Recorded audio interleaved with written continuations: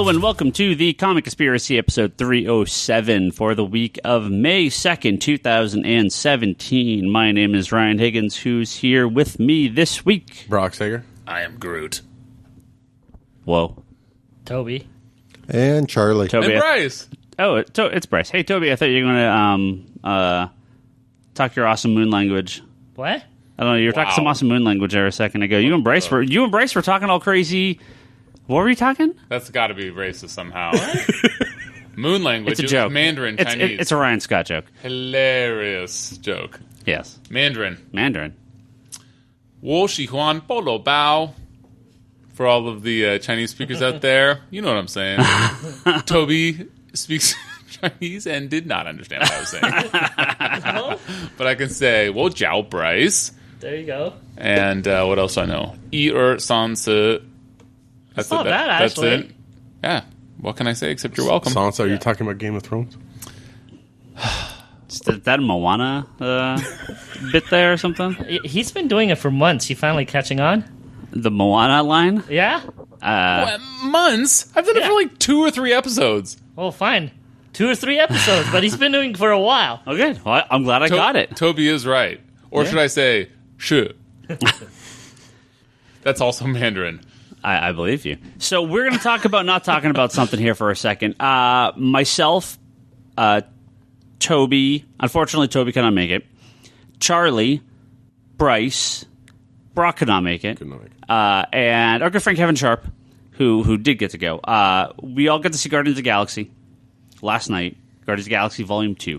Brock did not get a chance to see it. So we're not going to talk about it on this podcast. And also, no one else in America has seen it yet. So most of our listeners are from here. So we're also not going to talk about it and spoil it because it'll be most of an episode. And it comes out on Thursday night. So we did get to go to an advanced screening. So Toby and I have homework this week for next week. Oh, watch it if you want, but we're talking about it next week. I want to watch it.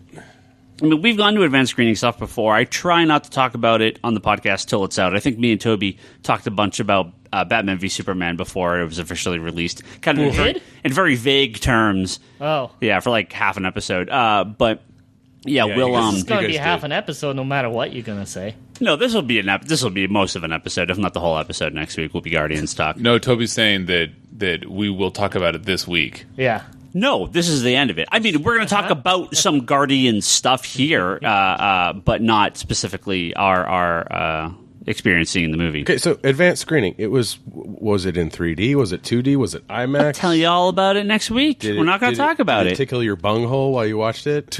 No, that was me. Oh, fucking... But I didn't go. Kevin Sharp, our good friend Kevin, is going to join us next week as well to talk about Guardians and his experience. And I don't think I'm going to get a chance to see it this weekend again. I would like to see it again before we talk about it, but that might not happen. So we'll see what happens. You got homework, Higgins. That's the plan. However, there is some stuff we can't talk about Guardians of the Galaxy, and that is in its international release. It's already made $100 million overseas as of this past weekend, which is it's been released, in numerous countries like these things tend to do. A lot of Europe, Australia. Australia had it like 2 weeks ago or something crazy. Mm-hmm. It's nuts. How does that? I legitimately don't know and didn't read up. How is that tracking in terms of previous efforts? I mean, I'm sure it's really good. Guardians is out. I believe what I read, Guardians is outpacing Age of Ultron here, which did here? Yeah, in America. Which international... It hasn't released in pre-sales. No, pre-sales and everything. Which Age of Ultron did $1.4 billion, I believe. I can look it up. It was $1 billion something, $1.2 billion, $1.4 billion. It made up crap that of was half total, of money. right? Yeah. I think this... If any movie has a chance of hitting that $1 billion mark... without Iron Man? Right. Not called Avengers. I think there's a really good chance Guardians 2 could hit it. The number... Well, didn't Iron Man 3 hit $1 billion? Iron Man 3 also? did. Yeah. And I'm assuming Civil War did. It must have. Yeah. Or very close if it didn't. Well, it's all that baby Groot pump, boost. Well, it's the first movie, right? The first movie was a juggernaut of a movie. Yeah, but it's more baby Groot. I want to talk about this so bad. We You like how I'm teasing you? What was I going to Every say? time. Normally, we do a big store outing for these Marvel movies, and I buy out half a theater. Every single showing around us sold out weeks ago. If that shows you how crazy the sales have been, and they didn't add any more. No, it wasn't even a case of like, oh, I could buy 4 tickets instead of the 50 I normally get. No, literally every show is sold out completely at the movie theaters that we go to locally. So, I hope you guys are able to find tickets and go. Well, you're talking the Thursday night. Yeah, this is the Thursday shows. So, yeah. I mean, going on I'm going to see if I can go on Friday afternoon. I'd buy tickets today, or right now. If I go, it will probably be Saturday morning, like first show. Yeah. Again, You take the kids? Well, I can't go Saturday morning first show. I would buy tickets ASAP. Do you know why? Yeah, free comic book day. Free comic book day. Saturday. If I can hit the shop after the movie, it What would be a amazing. great transition, working. Brock. That was a pretty good transition. I know. Yeah. Anyway, Guardians talk next week. Be ready for it. It'll be an episode. Free Comic Book Day is this Saturday. If you are near a comic book store, you should totally go. Someone actually asked me if we would talk about this, and I would, because I wanted to actually mention some of the really good books that are available this year for Free Comic Book Day. Myself will be here. Brock will be here. Charlie will swing by. I'll Bryce. be here at some point. I'll swing by. Yeah, you normally promised come my by son with some kids. comic books. Yeah, you guys normally come by. So the whole crew will be here if you guys want to swing by the store. Are you getting any of the stuff that's free comic book day merchandise, but not free, like the pop figure and that stuff? We do have a nice stack of the Iron Fist white costume pop for sale. We have some of the Free Comic Book Day Juggernaut Hero Clicks, which are free, which we are giving away for free. I think that's it, though. We don't do like the Dorbs or any of the other. No, but I thought some place was doing like little mini statues or something. I don't know. Yeah, I mean, if there's something else, I was just surprised at the amount of quote unquote free comic book day pay for merchandise this year. Yeah. Hasn't it been going up every year? Well, the cost of this stuff to give away for free, I'm kind of used to showing up, but I'm not used to a exclusive pop figure you can sell on Free Comic Book Day. Yeah, that's. Oh, I see. That's It's what they're a doing. free comic book day exclusive figure that you have to buy. Yeah, I didn't know HeroClix about is that, but I'm surprised. HeroClix has done a Free Comic Book Day click for years. I mean, we pay money for them, but it's whatever. It's to give away. But yeah, this might be the first. This might be the first actual pay for item for Free Comic Book Day, which kind of defeats the purpose. But what are you gonna do? Yeah, it doesn't kind of defeat the- reminds me. What? It doesn't defeat the purpose at all. What? You are giving away tons of free comic books because there's like a holiday related toy for sale on that day. Yeah, but when it's coming to like You have a table full of free comic books, dude. Right. Yeah. But Because no the toy isn't free, it Well, no- defeats the purpose. What? no company has marketed for sale products to sell to us as part of the Free Comic Book Day launch. This isn't like a Funko Pop that just happens to come out on the same day. This is a Free Comic Book Day licensed item that's not free. Yeah. And that's a little weird. No, that's awesome. I think that as long as they have the table of free comics and they are giving away free comic books as advertised for years, decades, Sure, whatever. but sure. If they have a tie-in Going on thing 20 that's years. for sale, good for them. More people should do that. I will guarantee As long as they still you, have the table of free comic I books. guarantee you I'll get at least 3 people asking where the free pop is. Because people are going to think it's free. Well, that'll be probably me or my son. You can just slap us. I guess from the retail side, that might be a little annoying. Like I said, fair play. But as long as they have the table of free comic books, what's the damage? So a couple comic companies that didn't actually get their comic, I think like Aspen was one of them. Their comic was not approved by Free Comic Book Day because they've actually started limiting what they give away on Free Comic Book Day these days.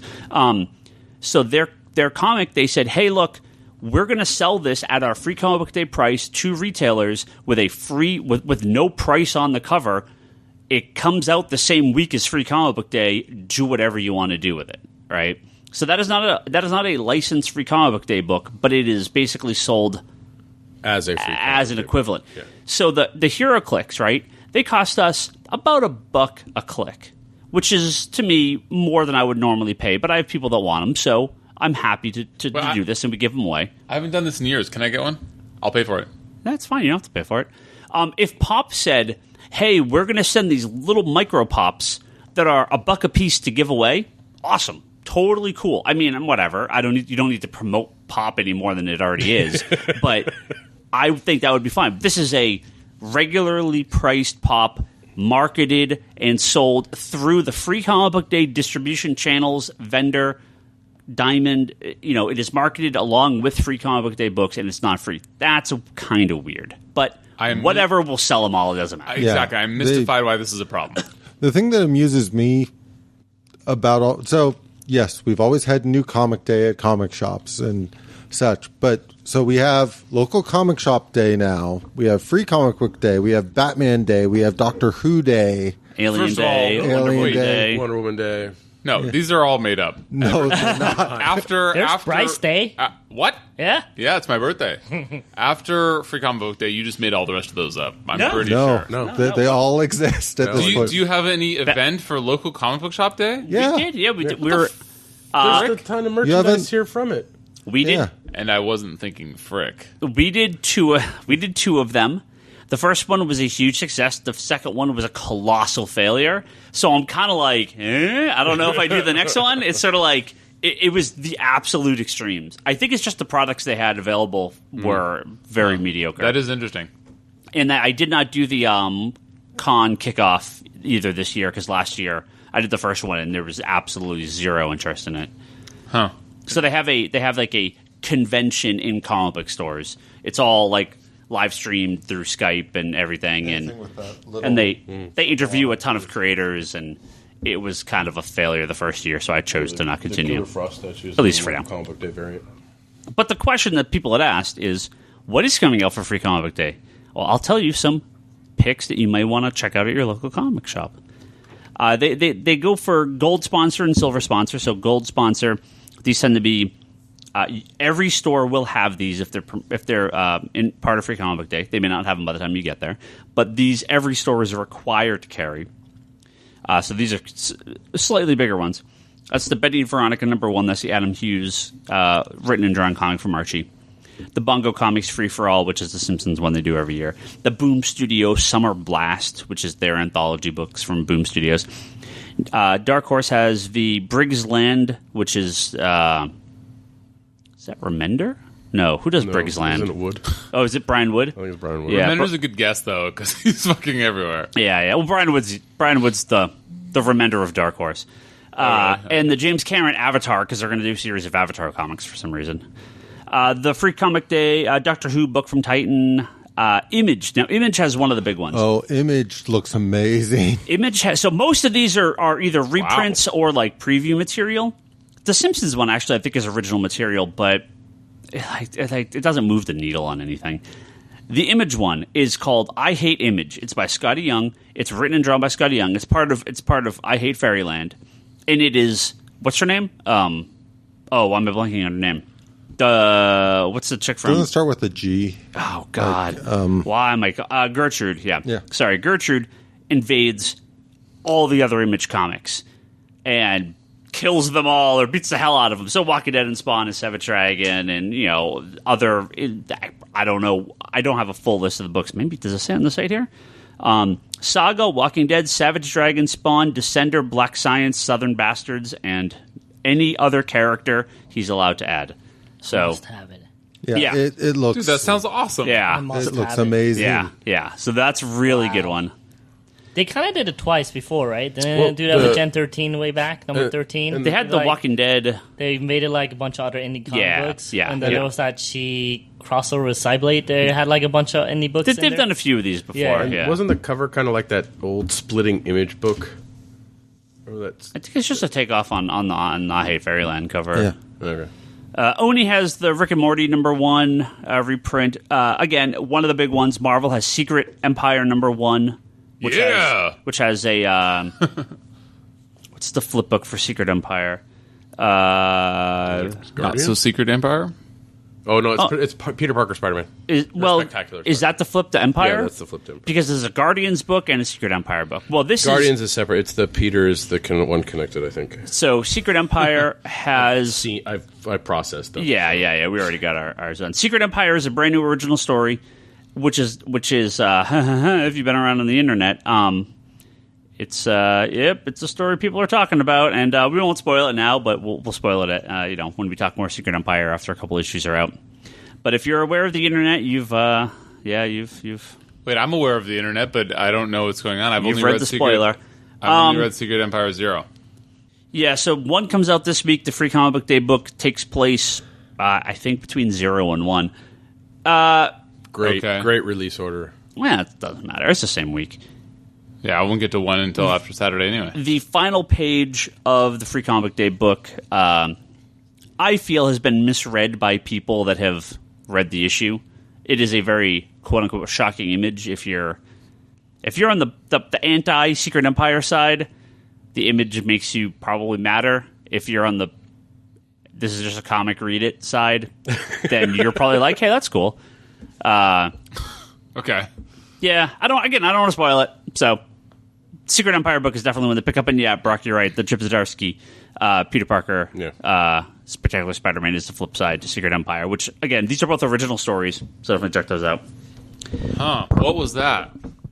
Oh. Hello. That was Charlie getting wood from the words Chip Zdarsky. Charlie like Chip Zdarsky? I think it's Ryan. I like Chip Zdarsky. Doesn't great. Charlie love... Wait, did I get that wrong? Don't you love him? Jim Zub? Yeah. Well, Jim Zub, it would have been a double knock. It's Jim Zub and the guy on Cage. Yeah, Gendy Tarasovsky. Yeah. No.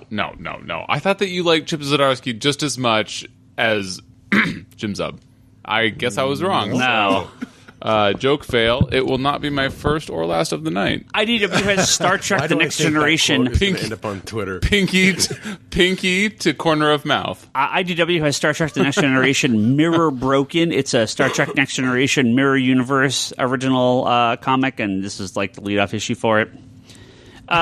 Viz has The Legend of Zelda Twilight Princess and Ocarina of Time sampler book from their line of the manga reprints of the Zelda manga. They've been coming out for the last year or so. Really good. DC has the Wonder Woman #1 reprint from Rebirth, and Valiant has X-Men Man of War special, which I believe is all original material as well. Yeah, I think so. So those are kind of the really big. I mean, those are the big ones, right? There's obviously a ton of other stuff. Again, Marvel has that all-new Guardians of the Galaxy #1 original story, which the flip book on that is something, and I'm not remembering. Are you saying you twice now? What is flip book? What is this? Just 2 titles. The Defenders. The flip book's the Defenders story. There's, you know what a flip book is? Where there's a story on one side and you flip it over, then there's a story on the other side of the comic. Okay, yes, Yeah. I am aware. I didn't know they still did those. Well, for the Free Comic Day books, Marvel. So they're some just companies have. They're like 1.5 times comic books, and they have 2 stories. It's like 10 pages and 10 pages. So the Secret Empire. So not 1.5 times regular. It's like regular comic size. Yeah, the Secret Empire story. Fucking hate flip books. It's Secret Empire and Spider-Man, and then the Guardians one is Guardians and Defenders, and these are all original stories. God, I'm in such a conundrum. What if you want to bind it? What do you got to get 2 free comic book days? Yeah. I'm always bring your amused son? at Challenge the people who accepted. pick up both books thinking they're separate from the table. That's why I only put one cover up. As long as they make it an actual flip book where one side is one direction and the other side is another direction, you can just cut it in half for binding. No, well, a lot of times with those flip books, those bastards have the end of one story like on the same page as the end of another another one. story, Yeah. and you're just like shaking your fist at the heavens and damn you, probably DC, because I assume they're bad. Kodansha has the Attack on Titan sampler. Boom Studio has Fresh Off the Boat, and normally I wouldn't mention this, but it is written by Gene Yang, so I know Toby's a big fan of. Wow, that's got to also be racist somehow. Yeah, that's the TV show. It's a TV show. It's a comic based on the TV show. It's from racist. ABC. Well, It's why wouldn't it be just written by the guy who wrote the book originally? I don't know. Question, Toby. I have no idea. It's Are racist, you but trolling they me? said it, so No, it's I'm not racist anymore. If I was trolling you, I would have done like a. Sure, no. You I get would. me I would have. times. I would have done a wink, and it would have been with no, the. you just smile and have the me repeat correct shit over and over.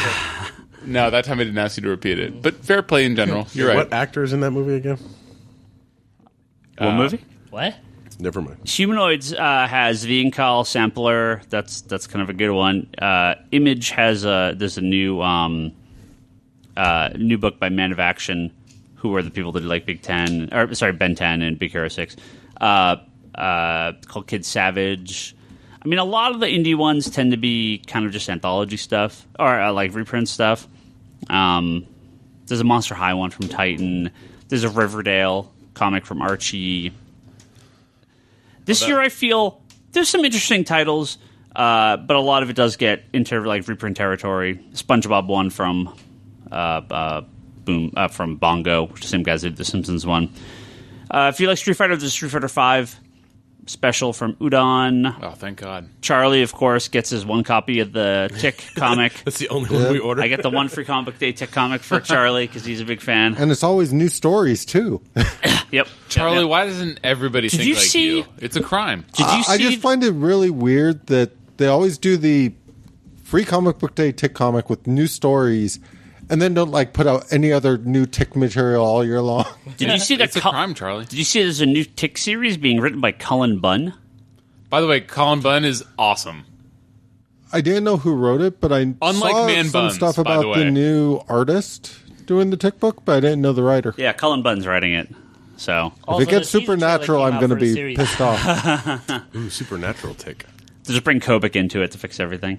Fuck that shit. IDW also Any has event, so you die can in a add fire, that to my... Yeah. Cool. Last of you kind of bigger ones to talk about. IDW has the TMNT Prelude to Dimension X original comic. That's the Krang, if you know Krang, the little head. So what you're Yeah, saying okay. is it's the comic I will read when they put out the little hardcover for it. Like, Yeah.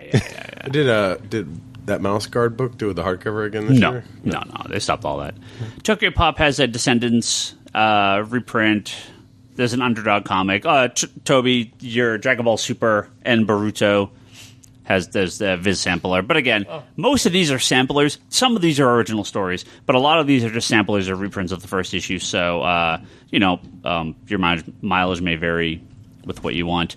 Most Free Comic Day is different now than it has been in previous years. They've really trimmed back the amount of releases. It used to be just open for anyone. They've actually limited it to 50 comics now. So we got up to like 70 or 80 comics offered a couple of years ago. It was ridiculous. I don't order everything because a lot of these comics are either things we don't carry, like the Tick. Sorry, Charlie. We just have. you carry it for me? I carry it for you, right? Every time an issue comes out, once a year for Free one Comic free Day. comic day. That's your one subscriber copy for Tick, and you take care of it. So they trim back. I love some good trim. Yeah. So they're definitely. Oh, come on. It is. Nobody? We all laughed. Only Toby. Please There's clap. no Eileen around here. There is a refocus to aim most of these at kids. There's fewer and fewer mainstream or more adult comics. The real deeper independent stuff is pretty much gone from Free Comic Day. A lot of the classic comic reprint stuff is gone. They've done some Disney ones in the past, and those have all stopped. So it is different, especially last year and this year. How many parents are going to pick up I Hate Image just based on the cutesy cover? Well, I mean, at least for us, and Brock is here when we do the setup, and you guys all see it. I do separate. I have two tables. I have the table up front, which is the totally all ages stuff, and then the table in the back, which is Teen plus. like teenager ish. And on that table, I also have many Marvel #2 overshipped comics from this last year. So if you want 800 free copies of Mosaic #2, come to Comics Conspiracy on Saturday. Those will all be available. But what happens is people just take whatever's on the table. Like, nobody cares about anything. I have boxes of overshipped Marvel shit that we're going to give out for free. Oh, I will be So, here. Mosaic #2. stuff you I only already- read #1. Say I'm here stuff for you either #2. bought or don't want. So we have like other stuff too. For a couple of years, we gave out Superman Unchained #1s. Yeah, we had boxes of those. I have a bunch of those Walking Dead, The 25 cent the 25-cent ones, 163, I believe. Yeah, it's 160 something. Spoiler alert, I'll have boxes of Saga number whatever to give away next year because they're doing another 25-cent one with all these crazy incentives. So I just ordered like 300 copies of it and we'll just give them away. They're cheap. So they're cheaper than actual free comic day books. Yeah, which is the funny thing. So Free Comic Day, it's awesome. If you're on a comic store on Saturday, go to your comic store. Half of the Saga ones are super aggressive. Like, just dicks hanging out and, like, tons of sperm on people's, like, everywhere. The teen table. It's on the other table. The teen table. It's on the tween table. Yeah. Got it. Thank God. Okay. Well, way to filter your audience. It's more towards the back. He goes the all ages stuff, and then So is like, Saga. Boom! So like, So Free Comic Day, call your comic shop. A lot of stores are ridiculously busy. You probably want to get there nice and early if you really, really want to get something specific. That's such a desperate plea from you. Like, oh God, just a lot of times come here early, please. Make my life easier. People always roll up. The stuff that people are looking for is out because the stores aren't. It's something that's like Charlie's. It's something that they don't get very many of. I find there are two ways a lot of stores do Free Comic Day. There is a lot of stores that order insane, like thousands and thousands of copies of everything and get hundreds and hundreds and hundreds of people and give away a boat fucking load of shit all day long to everyone. Do humongous sales, tons of writers. Then there's shops like ours. We cannot physically do this. We are not a large enough shop to do what some of these like big shops do. So are we doing the artists again this year? Leanne will be out here, and awesome. Toby will be out here if he wants to be. Lane and a few of our guys will be doing some sketches. I was told that by my wife that size doesn't matter. Oh, hey, what? Well, you said that you get. I mean, I get it, but I mean, we get the. Where did that come from? You said that you don't get thousands of people because you're not big enough to like handle the capacity. I couldn't do it even if we got that many people. Yeah, there would just be no. Well, okay, so I missed the timing of the joke. Yeah. All right. Well, you guys kept talking. We could do it. It would just be a straight shot through the door, and we just out the back door. Yeah, into the gross back alley. However, this is an awesome day. Go to your shop, and the best part about Free Comic Day is when you actually spend money, because Free Comic Day books are not free. If this is your one day to go to a comic shop, make sure you pick up some stuff, and there's some support down. And if they're in a big sale, go crazy. If they're not, like we don't do sales on Free Comic Day because it's just too much of a madhouse. But there's always something cool to pick up. We can recommend you something too. Yeah. Like all the ones I just said. I wonder how many phone calls you're going to get on Free Comic Day. Are you having a sale? We get tons of them. I just stopped answering the phone at some point. Like between 11 and like 12:30, if you call the store, I'll probably not answer the phone. I'll just. The best is when people are like, "Are these free on the wall?" Yeah, it's like signs everywhere saying "free books on these tables." It's been better. Yes, but I always do tweet out when we get our first. So is everything free? Question. And last year it actually wasn't until like later in the day. I want to say it was till like 1 or 2 in the afternoon. Like we didn't get that when for Bryce a long time. got here. Yeah. We didn't get that till much later in the day. Fucking troll. Yeah, that too. Let's see. What did I say? Yeah. Oh wait. Yeah, we're talking about Guardians. Already did that. There you go. We talk about comic books for a few minutes. Yeah. Yeah, like actually about comic books. We're like a comic book podcast. Maybe we should. Who's read the button? Oh my God, I've read the button. But we're not going to talk about it because you said so. Wait, what the fuck? That was Guardians. Why are we not going to talk about the button? No, he said. So a while ago, I told Toby that I was like, "Yeah, we'll wait for the Batman Flash, the button crossover. We'll talk about it when it's over, like when the Tuesday the issue ships. We'll talk about it on the podcast." And have a huge spoiler. The first issue? No, the last issue. Right. So Flash 22. So my actual first thing that I want to say. Is that even out yet? Well, no. So the first thing I wanted to say about Flash 22. Wait, Bryce, we'll get there. We had Batman 21, Flash 21. Those are the last 2 weeks. This week is Batman 22, the third part of the Batman Flash crossover, The Button. Flash 22, the last part, was supposed to be next week. It's been pushed back a week to the 17th. That's one of the things I wanted to talk about here. It's 5 Wednesday month. They did some shuffling around. The 2 issues of Flash got pushed back to the 3rd and 5th week instead of the 2nd and 4th week. And so the final issue of the button is going to be delayed 1 week for anyone waiting for us to ship them their copies.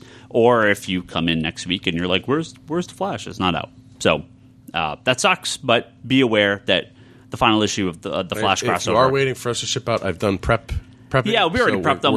We're ready to go as soon as we get those. On the 15th, we're going to start printing up all the labels, and you can check your tracking and everything because we had so many people that ordered these sets from us. However, we can't. And again, I don't want to spoil the issue that's not out tomorrow. Although on the 16th, Issue that is not out tomorrow. the issue that is not out until tomorrow. However, on the episode on the 16th, we will spoil everything, including the issue out that Wednesday. But big spoiler at the end of the episode will, because I want that to drop the date when we record that week. Everyone has to read before the podcast. Yeah.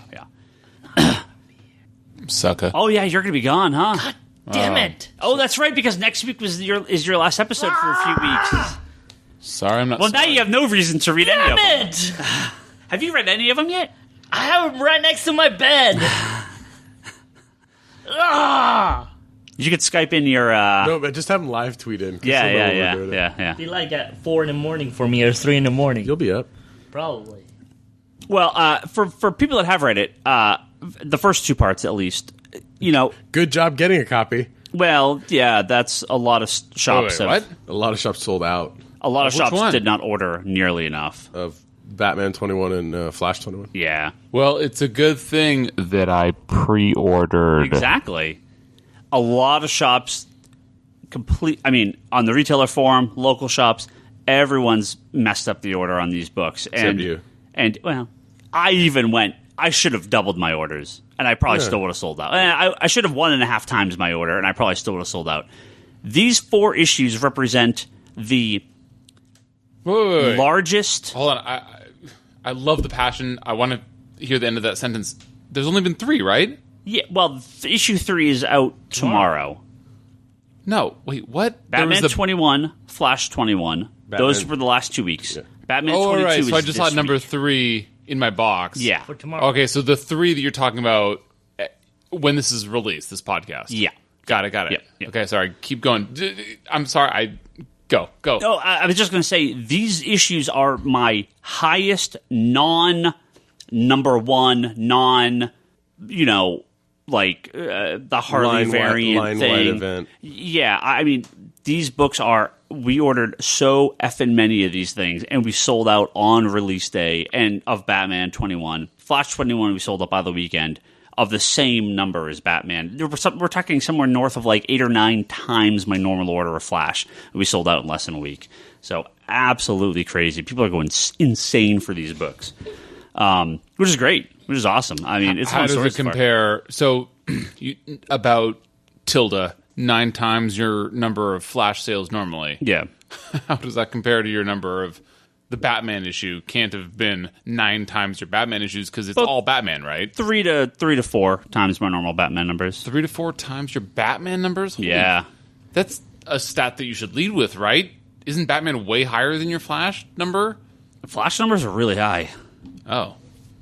Well, Batman's way better than Flash, though. Well, Flash is also a key player in Rebirth and everything, so. Dude, I fucking loved the 2 issues that I've read. I mean, just hearkening back to... See, the funny thing is, if comic shops ordered the way I ordered, all 4 of these issues would be million-issue sellers. Nationally, if you took my numbers, multiplied by the number of comic stores in the United States alone, they would be million-plus sellers. If you took this heavily DC-oriented shop with this heavily DC-biased owner and multiplied it times the nation, it would be a million. I guarantee you there's not a shop in the country that has stacks of these on the shelves unsold. Oh, God. Fucking, And if they pull your do, dick out of the Barry Allen's ass. It's not that good, dude. No, it's very, very good, but if they do, that backwater fucking comic book store better get on the forums. Some of these other shops can sell this shit. I'm not saying it's good or bad. I'm saying this is a comic that people want. It's got people's attention. Yeah. It's bringing people into shops looking to buy this issue. Would this have just been not troll question, actual question? Because I am liking this, but I can't help but feel like if Batman were to have his first official tie-in with any other main Justice League level superhero, like, would that have been just as good a crossover? Like, if it was Batman and Superman in the fucking... No, I think it's because it's a sequel to the Button from Rebirth. Yeah. It's something Yeah, that it's teased. It's all the something Rebirth that stuff. teased and been waiting for, and then finally start. The Flash numbers have been very high for like compared to what Flash normally sells. And you don't think they could have replicated that in like a Superman or a... I don't the even... Button continued in Superman, sure. Yeah, I feel like it was a limited event. It was well timed. It was it's a lot of the same creators. The same creators have been working on this the whole time. It helps that the Batman books are so popular, even more popular than during the Snyder run for us, at least. Nationally, it seems to be about the same, but for us, we're up over the Snyder run.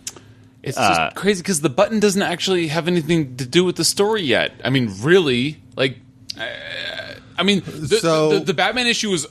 both issues have been fucking... I haven't read what comes out tomorrow. Yeah. But both issues have been great.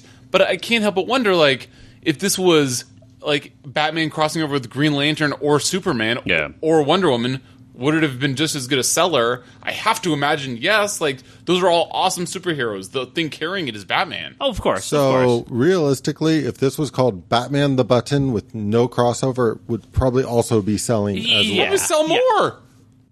I mean, I'm sure some stores didn't order as many Flash. I'm sure. I mean, we did. We ordered the same number on all 4 issues because I'm treating it like it's one title. But no, you were not wrong. If this was Green Lantern and the Flash, the Button, no, it would not sell as many. That's okay. Thank you. Yeah. But fortunately, it's Batman and Flash, so it's selling a shitload. We will talk. I do want to talk briefly about the first 2 issues, but I'm very curious about this 3rd issue because me and Brock did have a chance to read it earlier, and we'll should have told us to read it. We don't need to talk about it because I don't want to spoil stuff. But I'm very curious the ramifications of where this is all going to go when it ends, because the first 2 issues, I mean, I really liked, but they were pretty low key as to an actual like event of moving this story along. Reverse Flash beats the hell out of Batman and takes the Button. They go trying to track down Batman. I mean, it's not real. I mean, is it a spoiler to say what's on the cover of a comic book? Because you said track down Batman. You mean they go to search out where the radiation comes from, or well, I say what I say. Reverse Flash goes and beats. They were trying to track down Batman. I said Reverse Flash goes and beats the hell out of Batman. Yeah, and then I said, and then Batman and Flash goes to track down. But then I stopped and said, is it a spoiler to talk about something that's on the cover of a comic book? Okay, so then I'm crazy. No. Okay. I think I heard what you heard. Because I think I just ran 2 sentences together. Sure. Anyway, point understood. The first 2 issues have been fucking great. Reverse Flash is involved. Flashpoint's involved. Yeah, awesome. So, but not just that. The fucking Justice Society's involved. The origins of the DC Universe Justice League are involved. Yeah. It's awesome. But the cosmic fucking treadmill's involved. It's really cool. Between the events of Superman, the Superman action crossover, where they basically undo the entire New 52 Superman story, like basically completely. Yeah, now that they're doing the Aftermath story, What Aftermath story? It's an action. Yeah, but what was the event called? Superman Reborn. Yeah.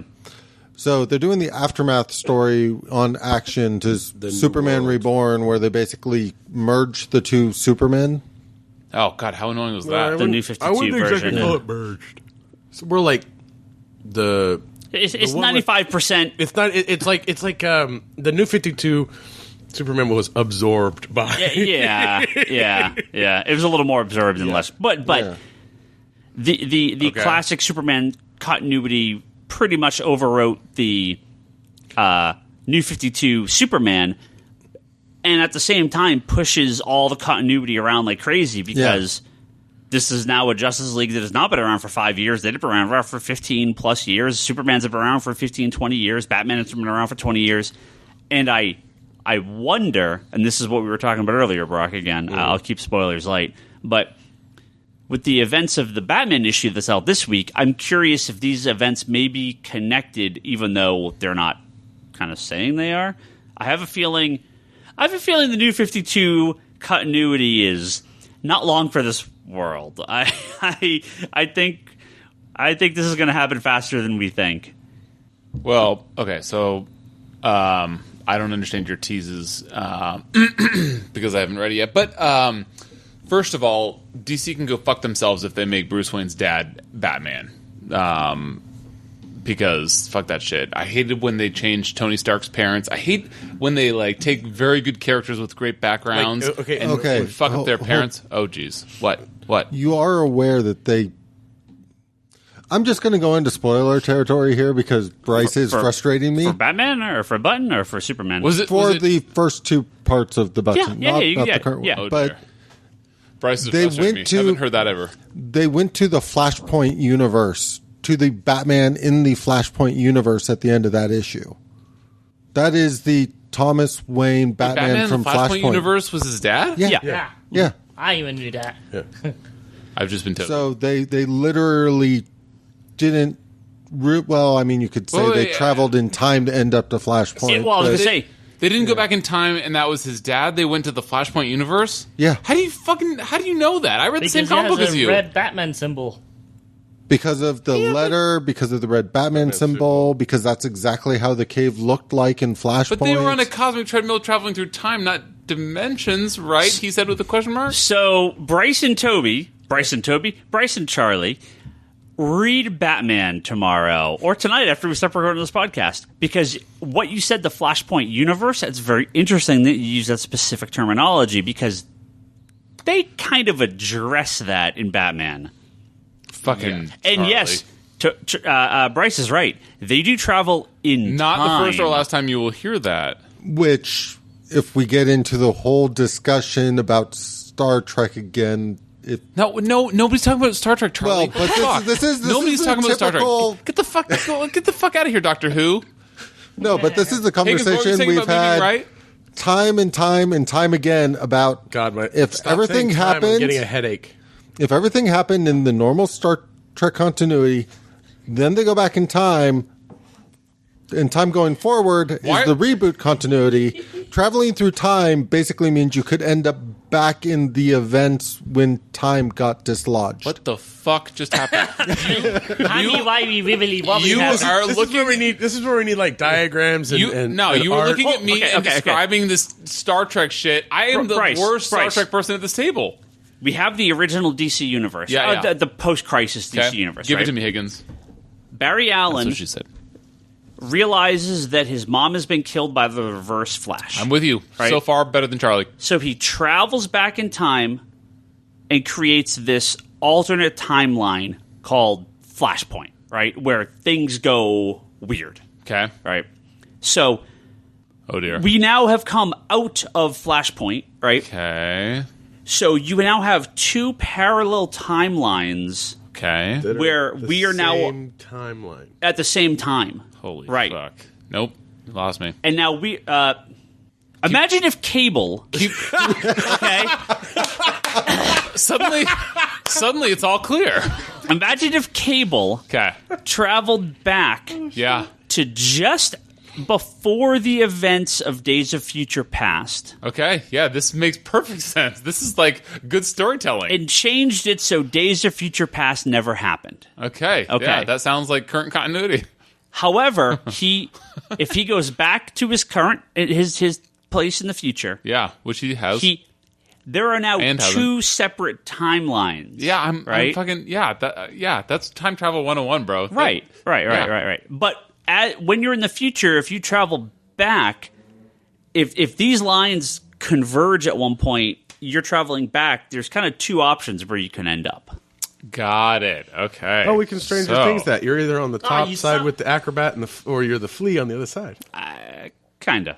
In what fucking world are you able to merge divergent timelines? Yeah. How are you able to merge divergent timelines?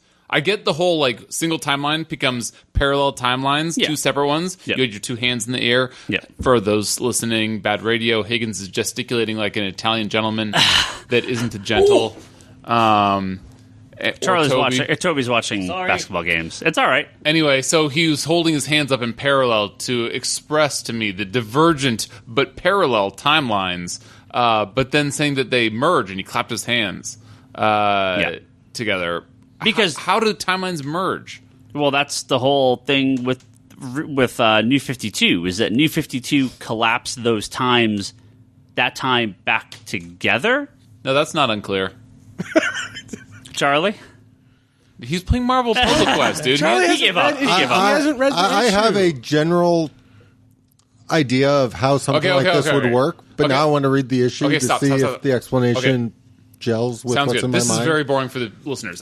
I just don't get it. That's fine. Keep going. Okay. Any event, I stand by my statement. It is Flashpoint Batman. Yeah, it's 100% Flashpoint Batman. I mean, they've talked about it in solicitations. He's on the cover. Yeah, it's Flashpoint what the Batman. Fuck? Isn't that the first time you've said that? Flashpoint Batman? That sounds awesome. Why didn't you just say that in the beginning? I think that's the first time you said that. Flashpoint Batman? Yeah, that makes perfect sense. Okay, I'm good. Yeah. What? What the fuck? Why didn't you say that earlier? We've been talking about Flashpoint this whole time. No, but Flashpoint Batman. Yeah. Yeah, that's his dad. That's his dad. In the Flashpoint timeline, Bruce Wayne is killed is killed with. But it was never put as succinctly as just Flashpoint Batman. Well, Martha's because not I said really he traveled to the Flashpoint universe, and then we got into the fact that it's not a universe; it's an alternate. Well, then I take back all my praise. I thought you were saying that it's the Batman version of Flashpoint. You're just saying that it's his fucking dad. Yeah.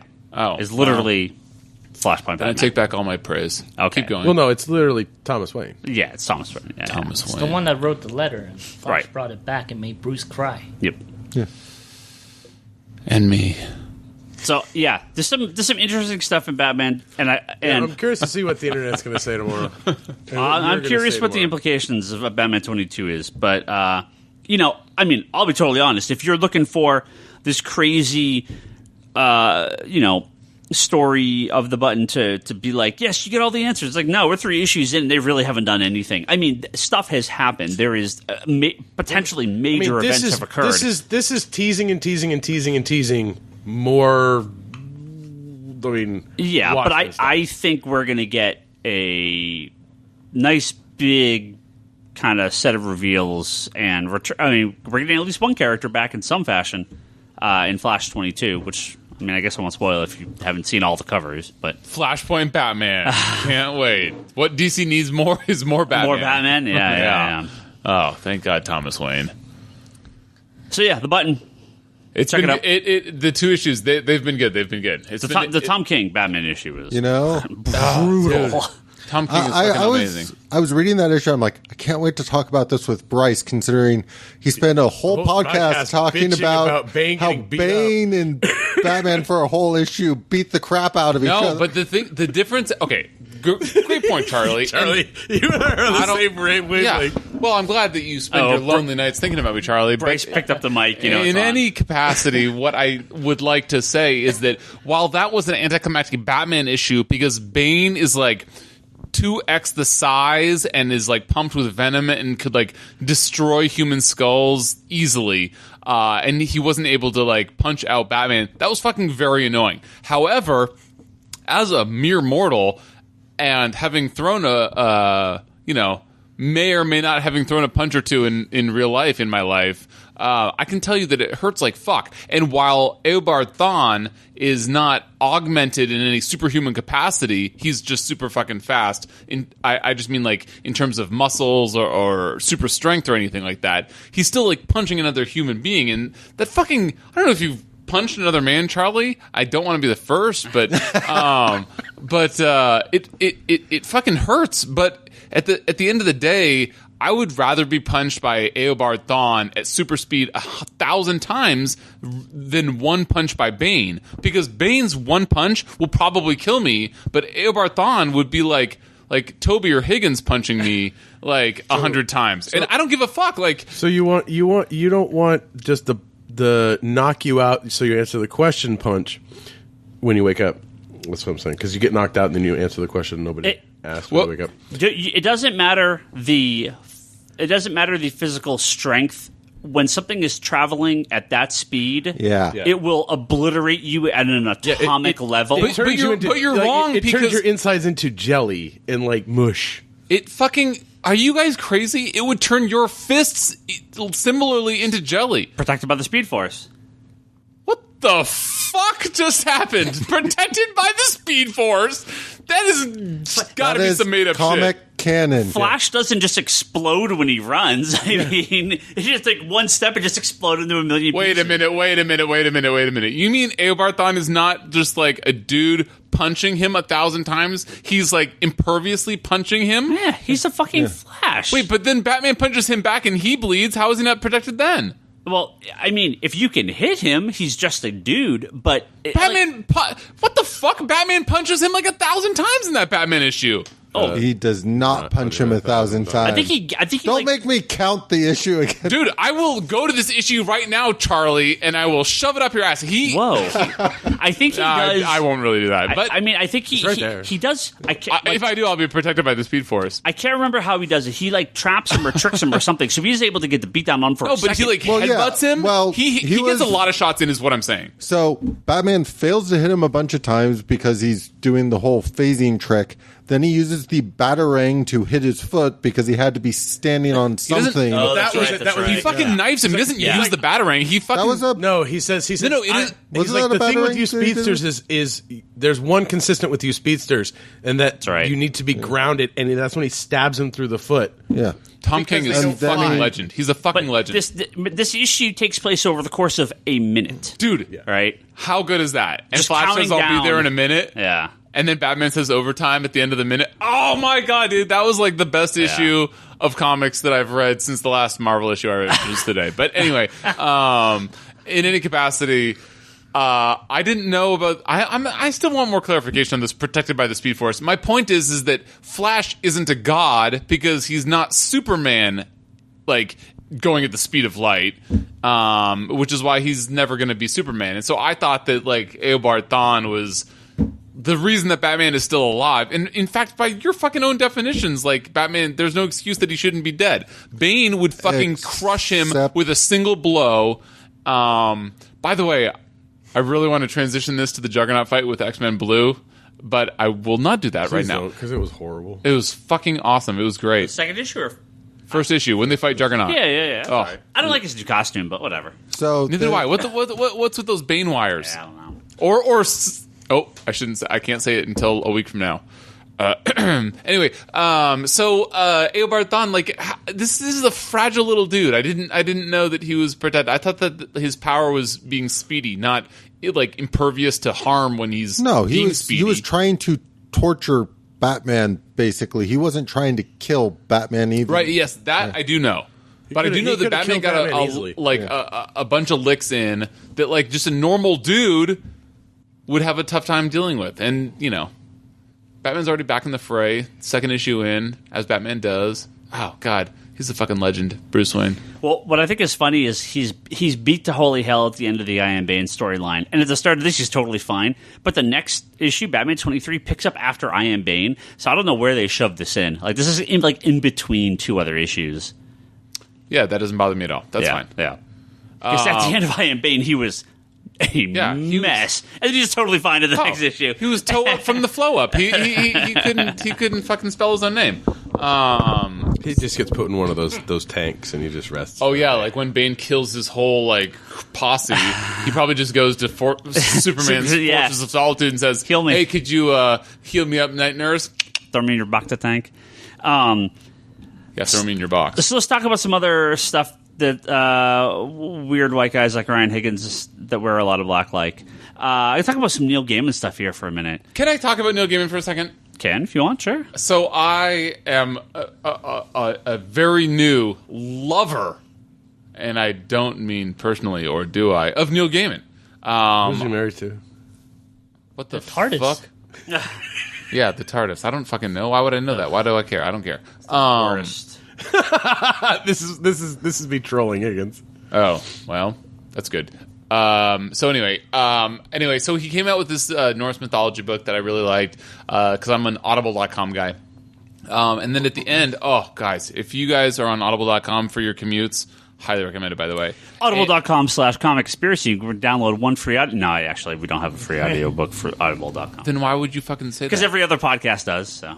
That's super annoying. Anyway. You sound like an Audible.com ad right now. Is it my turn? Can I go? Yeah. Okay, Right. so anyway, Neil Gaiman narrates the book, and I'd never heard him before. I know him from Sandman. I've read the first volume of Sandman, and I do like it, and I'm going to keep going, but it is very gothic and dark and like... And Ryanish. And Ryanish. A little too dark for my pop-loving self. And I don't mean the Funko Pops. Did you get your X-Men ones yet? No, but soon. TM. Anyway, so he has. You guys have to hear Neil Gaiman narrate a book. He has the most sultry man voice. I could listen to. I could listen to it forever. I've been at like tons of his talks and. I've met him in person. Signings and stuff. Yeah. Wow, Brock, you got some shit on your shoulder. You want to brush that off? No, it was Ryan went to the same thing I did, but I worked. It was at the. Okay. Anyway, no, it was at San Jose State University, like 2003. Okay. Sounds right. And so I was part of the English department, and he was part of the writers that came through, and so I was in the group that was. Got it. Ushering him around, I guess. The people standing in front of me in line to get their book signed were the worst fanboys ever. The Lord of the Rings movies were just... They weren't wearing any black, and you were just looking at them dismissively. The Lord of the Rings, and you were like... earring. You turned to Leanne, you were like, these guys don't even know. The Lord of the Rings movies had just started coming out, and I guess it was 2003, right? That sounds right. Yeah. When is Lord of the Rings? The first one? I don't fucking know. Why does Lord of the Rings have anything to do with it? They spent the entire time I was in line complaining about how bad the first movie was because it wasn't like the book word for word. Lord of the Rings was the fucking one of the best movies ever. Oh, easily. Might be my favorite trilogy of all time. It's fucking incredible. Yeah, it's almost as good as the Iron Man trilogy. I couldn't. I will say this. I tried. It's a great trilogy. I just don't like where the second movie ends. Ugh, fucking... Anyway, so I remember where it ends. What does the second movie end? The pan out. Oh, look, we're traveling. So Neil Gaiman, sultry voice, sultry man voice, highly recommended. Yes.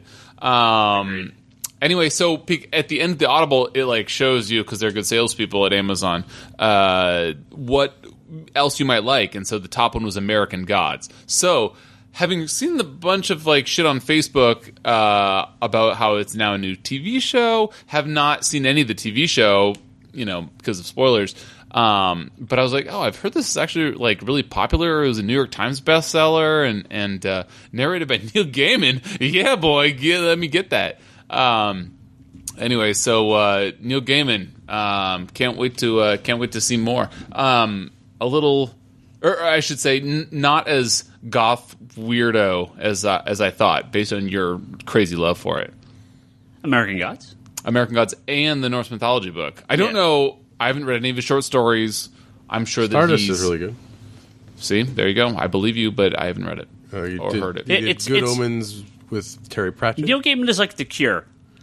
He's not goth. The goths took him as one of their own. Mm-hmm. Okay, that's a great way of putting it. American Gods I read around the time it first came out, and for a couple of years I was giving it as like Christmas presents to people. It is really good. You're a generous man, Mr. Sager. Dude, I was hooked on that book the second she said, "Oh, they didn't tell you." Oof, tell me more. Well, the first thing I want to talk about before we talk about American Gods, because I don't want to talk about the premiere episode. There was talk about a Sandman movie for the last couple of years, and you pray God that never happens. Wait, pray God that never happens just because you're, like, afraid that they'd get it wrong? Yeah. Why don't they just give it to Marvel Studios? Oh! Well, because then it would just be a bunch of dumbass jokes and baby Sandman running around for 45 minutes. First of all, it would be better than... endless? It would be better than anything that your fucking camp would put out, first of all. And second of all, it would still... Dude, a Zack Snyder Sandman movie would be, like, the greatest thing on earth. Are you kidding me? Oh, my God. Fucking amazing. He would change fucking every character. He would change the villain. Sandman would come out and it would be like, and they'd be like, Zach, that's the X-Men theme song. And Snyder loves Sandman because it was an 80s DC comic, the only thing he's ever read. Oh, rimshot. Anyway. Your jokes are worse than mine So somehow. it is unlikely that the Sandman movie is ever going to happen, but due to working on American Gods, Neil Gaiman has said that he is very hopeful that they can turn Sandman into a TV show, which to me is would be the a lot better. absolute perfect way to go about this. Now, I figure you have two options. You could take a pretty literal approach and do, 4 or 5 seasons based off the Sandman comic as is. However, I would like to throw out another suggestion, which I've mentioned online a couple times. I think what they should do with Sandman is an American Horror Story-like anthology about the dreaming, with Cain and Abel as the hosts, and you can do whatever you want in the Sandman mythology. Now, you can focus on arcs from the comic. You can go kind of off in your own direction. The genius of the dreaming is that it's unlimited. Yeah. It's literally everything that's ever been or not been. You can theme a season based on one topic. Right. You can do individual episodes. You can do whole anthology seasons. No. You can replace cast. I mean, the success of these, like The People vs. O.J. Simpson and American Horror Story and these anthology-type shows that have been a huge hit, it frees creative up to be as different as they want season to season. I love, my regular superhero shows and everything, but when they get stuck in a pattern, they're kind of stuck with it for the whole show. I kind of want the person who did the Legion show to do a Sandman show. Sure, exactly. Like one season, they can have different directors, different showrunners. You can mix it up.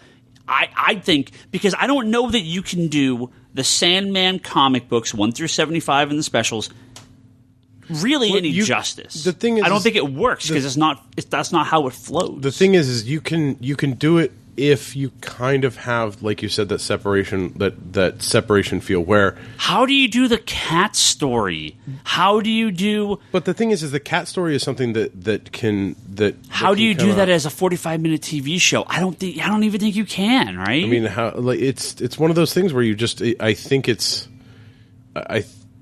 the story Whereas arcs, a Midsummer's Night Dream needs to be like a 2-hour special, right? Like that's the thing is like you add those in as extras or added onto it. Yeah. But like Actually, Preludes and Nocturnes season 1. Right. Season of Mist. Yeah, that's one season whole 2. season, Right.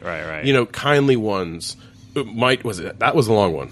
But that would be like the final season. That'd be like two seasons worth, right? But you have but the other thing is how there's so much extra in there that we have from the Endless Nights spin-off show or something on top of that. Well, you have the Endless Nights stuff that there was there. There's the collection of short stories. I mean, there's the dreaming itself. Stuff. There's all the presents. I think the dreaming is a great thing to come out of a Sandman series, but I don't know.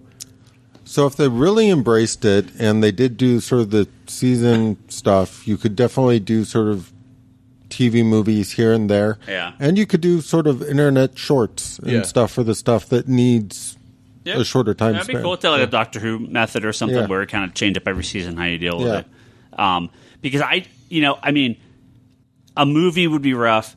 A 22-episode season on Fox would be real rough. Like, this has to be handled by it a Stars and AMC and HBO. It needs to be. It needs to have that. Depending, like 8 to 12 episodes at least. Yeah. That's. Yep. And what's American Horror Story? 13?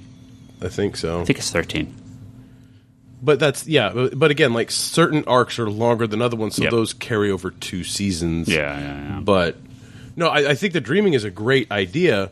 But I think the Dreaming would be a better show to have after Sandman because you're bringing everybody back to these characters like Cain and Abel, Pumpkinhead, like the Corinthian, like you bring all of these characters back, and they're in the Dreaming world, and so I think that yes, the Dreaming is a great idea for it, but I think putting Sandman in is it defeats the purpose.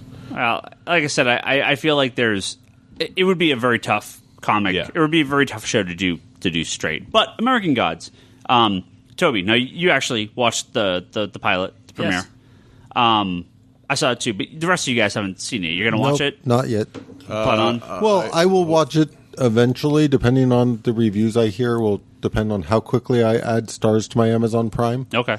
I thought. Are you not? Isn't Isn't Ash vs. Evil Dead on Stars? Which I subscribed to Amazon Prime when it was on. Oh, when it and was then on. Okay. You cheap bastard. Yes, I am. That way I have more money for other stuff. For me, it'll depend entirely on Rotten Tomatoes. That one's for you, Ivan. I'm sure the reviews. I'm actually just kidding. I will probably not watch it until it comes to Netflix. I don't have... Wait, I do have Amazon Prime, but I'm not sure how this adding stars you can thing add works. subscription things. Stars got accidentally added to mine about a year or so ago. Yeah, So accidentally. Like Skinamax. No, it happened. Like I called Amazon and said, "Why is this on there?" Like, we don't know why it's on there. Why'd It's you just- call them then? 91% on Rotten Tomatoes.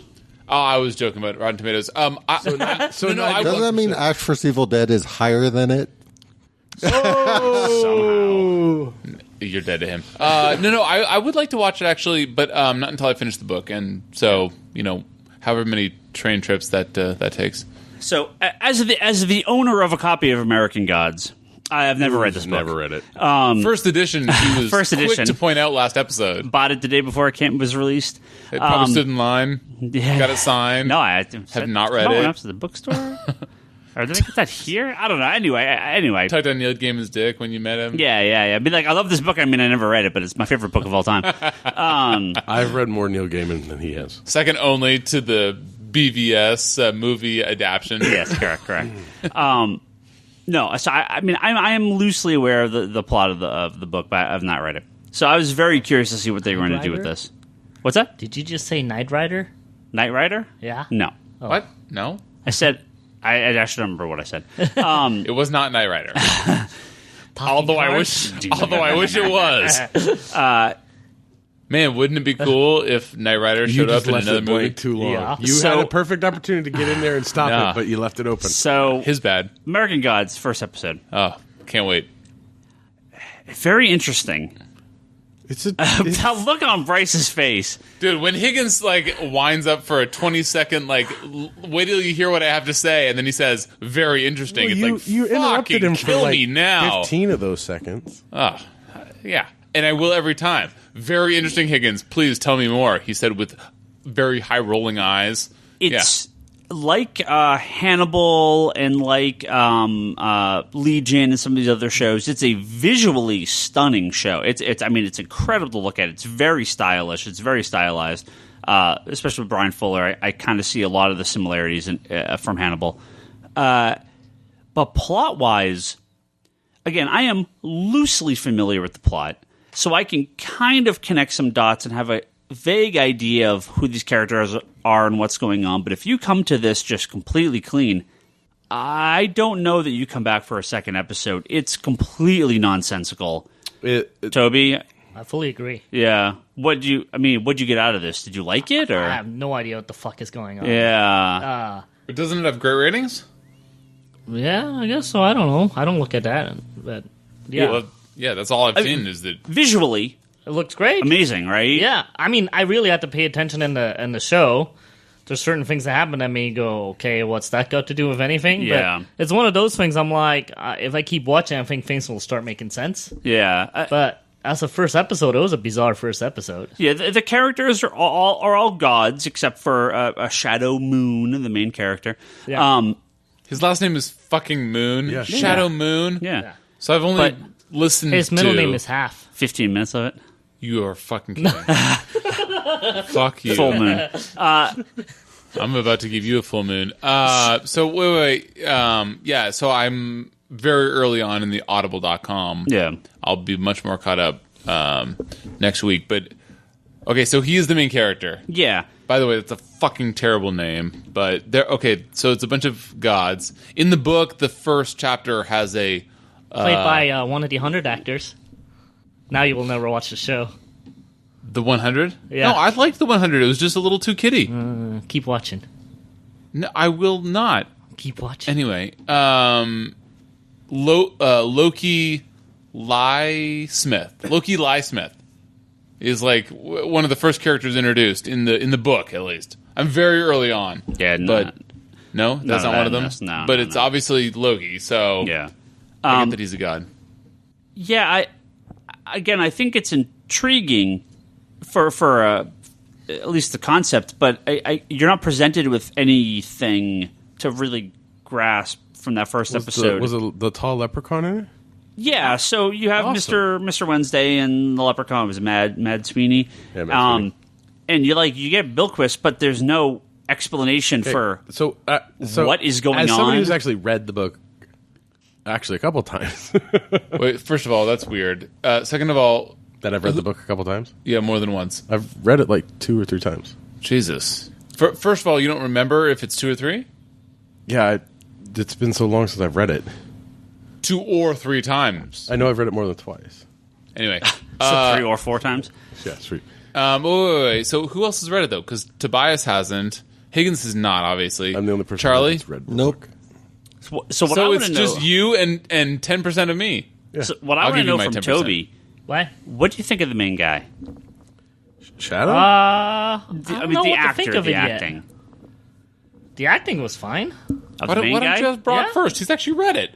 I'm not talking about the character. I'm talking about the acting in the episode of the main actor. Okay. Because I thought everyone else in the show was incredible. I thought the main guy was Well, he didn't have much to do with it, though. Then that's the character. Wait, you didn't like the main character? What was it, a Marvel Studios production? terrible.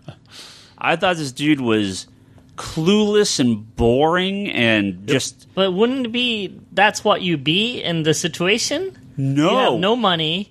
You have, You're just literally getting out no of prison. connections, and you got these fucking gods that are fucking with you. If I was this guy and the things that happened to him in Oh, the I first can't wait for episode this. happened to me, I probably would have jumped off a roof or like gone into a Yeah, mental but some institution. people got more heart than you envision do. What's that? The king in Game of Thrones. Some people are not little goth people like you are that can take it and move on. Common. This person has no reason to believe these people he's interacting with are anything other than normal human beings. And Yeah. and even though That's the point. and even though it hasn't hit the fan or anything like that yet, What hasn't It's hit just the fan? weird shit's happening around him. very strange shit is happening around him, and he acts like it's a nice summer day Well, at the but park. he's also in fucking pain. He doesn't really care. If No Leanne hu- dies, no human. and I walk Let's around just- fucking, let's I walk take- fucking pantless in front of you, would you really care? Okay, let's... No human would act the way he acts Okay, he didn't answer with that question, the so hopefully situation Leanne's not listening. involved. No, I'm trying to prove a point. It's just like when right. something really bad happens to you. Can we just there's skate- certain aspects of life you just don't really pay attention to anymore. There's Okay. things- there's you become disconnected at certain points when things happen. Okay, nothing in this world I'm could not make- saying his acting is could fucking make Oscar-worthy, me but I so don't think it was disconnected. horrible. Nothing in this world could make me so disconnected that I could look at a plant that turns into a tree-hugging transformer, sucks my head off, But that's a dream. and then I suddenly wake up and I'm inside this weird tech transformer limo. Those were kind of like dreams. No, they weren't. Well, I perceived them as dreams, not the limo. I perceived as something else, but the tree thing that I perceived as a dream. What the fuck is even happening here? a I vision. don't know anything about that, but a vision. I think it's He is asleep and wakes up. What Yeah, 'cause happens in between? This is after they make the deal and they drink all that stuff, right? Oh my god. I wish I had Marvel Puzzle Quest to play with Charlie. Yeah, So no. I could Anyway, get the fuck out of this I like conversation. everything about the show except for the main character and the fact that there's absolutely zero plot. Like, it's a visually stunning show. All the actors are awesome. Ian McShane's amazing. He's so great. But it just I have a feeling it's an episode 0 in comic book terms. Sure. Like, I have of a course. feeling as we keep watching things, it's going to make sense. like- Of course. I hope, because I'm really, really excited for I just this show. find, again, like I said, I find if you come in cold to this, Yeah. I don't know what you get out of it. If I came in cold, I wouldn't fucking give a shit about it. Yeah. I would have probably turned it off 10, 15 minutes. If this in, to was be not honest Neil with you. Gaiman's American Gods, would you I would pay- probably turn it off 15, 20 minutes and in. I'm really concerned that a lot of people are not going to come back for a second episode. Well, And I love Brian Fuller. I'm a big fan of his. So this is one of those random Comic Con panels I walked into, going, "Hey, Neil Gaiman's on there." I wasn't there for him. I saw him at a Doctor You Who weren't. thing. You didn't just want to hear his voice because it's. No, so I do. sultry. No, actually, I'm like you. I'm a very, very, very, very new Neil Gaiman fan because I sold a bunch of Neil Gaiman shit when I was at the other shop, and then Well, that automatically makes you a fan. No. I was with Charlie, went to this Doctor Who thing, and he was there for his episodes, and fucking this guy is amazing. Like, just the shit he's talking about, his ideology and shit. I was like, this guy is the fucking man. I thought you said that I was the man. Not anymore. But no, I saw him at this panel, and then I realized what it was. It was the panel for American Gods, and it's got people involved that I really enjoy their work of. So they showed the trailer there, and I was on board right off the bat. To work off or that we're goth? I don't know. I said something. Anyways, I think Bryce is in the Flashpoint universe and hearing stuff that we're not saying. Those are two very different things that he could have said. yeah. So, But anyways, I was on board since the beginning. I was super excited for this. Now I'm a little weirded out by it, but I'm sticking with it till the end. Yeah, I mean, I'll give it the first season, but I think it's only 8 episodes. But So the book starts out similarly. yeah, I've read reviews. You are you really don't know what's going on. I think a book can get away with that, though. A book can get away with that More so than a TV show. more so than a TV show. But the thing is also the American Gods comic book adaptation is out right now, and it's following along the similar vein of it follows the book virtually verbatim. Mm-hmm. So and it's basically like you're watching.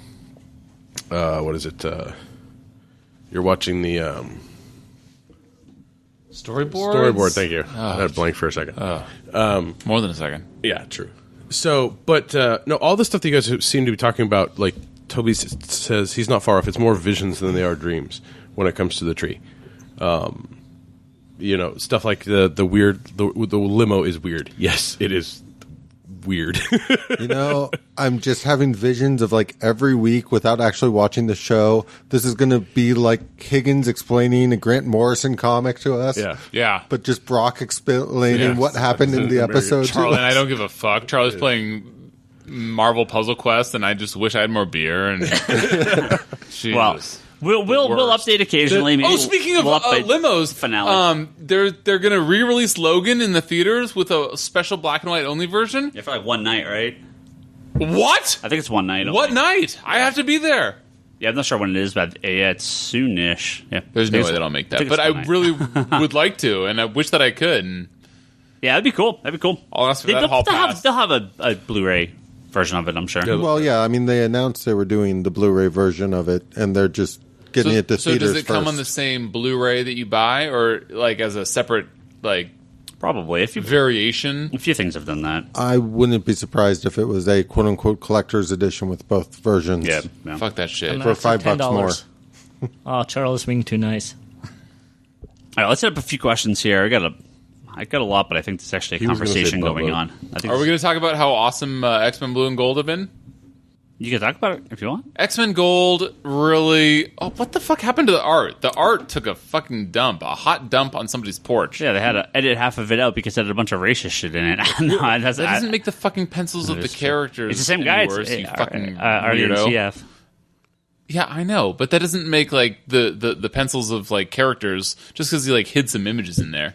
That doesn't. But the pencils of like all the characters were way worse. It's rushed them or something. Must have been rushed because it was fucking hot pile of garbage in my opinion. X-Men Blue, which I expected to hate after that loathing dance party, has been great. To Charlie's point last night, after that insipid dance party, they have got 2 back-to-back good issues of X-Men, OG X-Men action. Fighting the Brotherhood of Evil Mutants, or are they? And what's the deal with the new members of the Brotherhood of Evil? And why the fuck are you going to like still call yourselves evil? Like, but I love that they are. So that's Brotherhood of Alt Mutants. Oh fuck. Okay, well that could be what they call themselves, but they don't. So yeah. Anyway, it's been X-Men Blue has been good.